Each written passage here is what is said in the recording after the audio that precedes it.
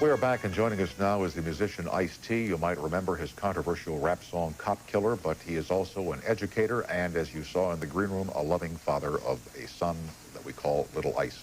Thank you for coming on our first week. I love being on with you on cable about a year ago, and I truly appreciate you joining us here tonight. Yeah, that's why I came back when they told me you had the show. I was like, okay, most definitely, Tom is cool. So. Terrific, terrific. Yeah. Let me ask you here about, in addition to being a rap star, you're also an educator of sorts now. You go to colleges, universities all over the country. You get 500, 1,000 kids in there, and you don't so much educate as just chat with them and listen to them. What is that all about? Well, it started a few years ago. Some rappers, myself and a rapper named Big Daddy Kane, were going around to junior highs and high schools, and we would talk. And first, a lot of people say, rappers, let them into the schools? You know, never. But then we went in there, and we got a good response. And the word got out that, you know, we were reaching kids and stuff. And the next thing you know, colleges started asking us to come.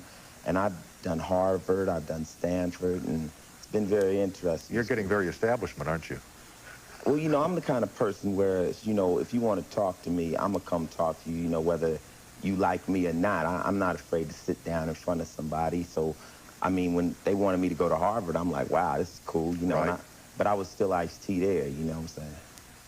And when you go to Harvard or the other places, what happens there? Do you talk? Do you take Q&A, combination? What? Yeah, I kind of like, you know, due to the fact I've been through a lot of things, you know, I've been through lots of censorship issues. I've come from the streets. I was out on the streets heavily involved in crime, moved from that into music, films, and other things. They ask me questions about everything. From some of those people are going into entertainment law, and then they ask me about the streets, and it's just a lot of different things. But basically, I just try to give them an outlook on life and from the perspective of the streets, you know. The last time we talked a little bit about your outlook on life.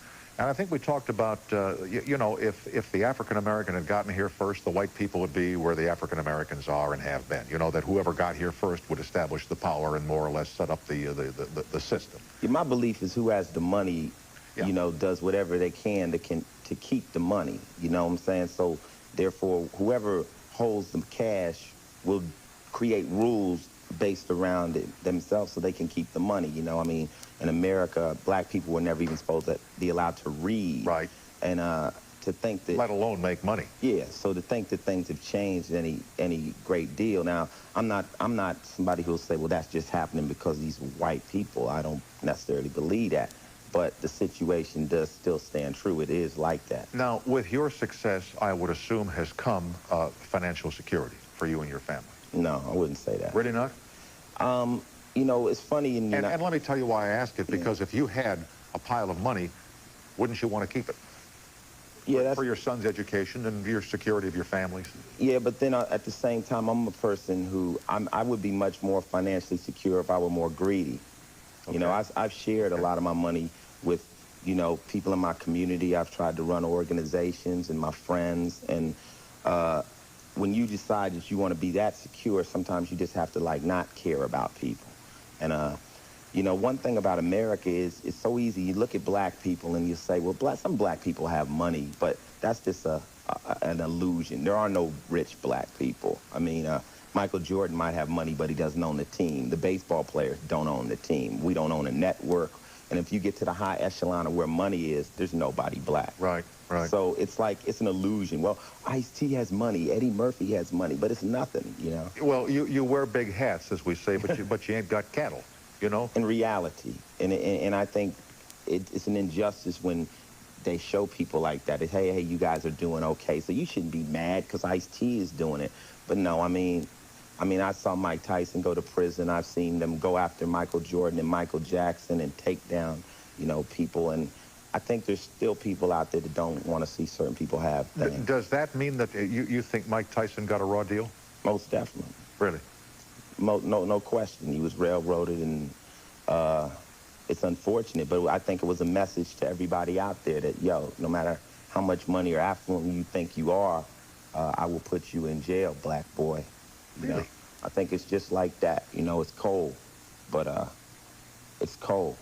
but that's how I feel. I mean, that's how I feel. And in the case of Michael Jackson, should not the allegations of child molestation been looked into? No, it's possible. It's possible. Yeah. Oh, yeah, yeah. No, it's possible. I mean, there's white people out there that are doing things wrong today too. But I mean, the whole situation is my point is I'm making is there's no black person rich enough to control anything in America at this point. True.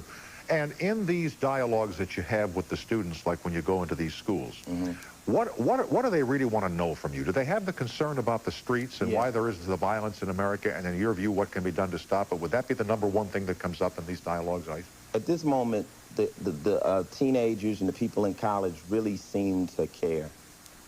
And I'm saying that sincerely.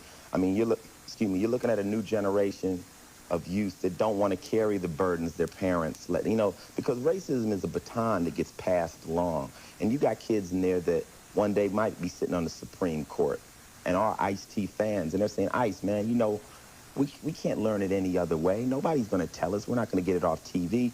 What's going on? What went wrong? And I try to bring it to them, in my way. Right.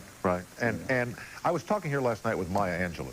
And we were lamenting the fact that a lot of, let me do the commercial and I'll make the point and also get to you on the toll-free exchange word, 1-800-95-CBS-TV. I'm Tom. This is the simulcast.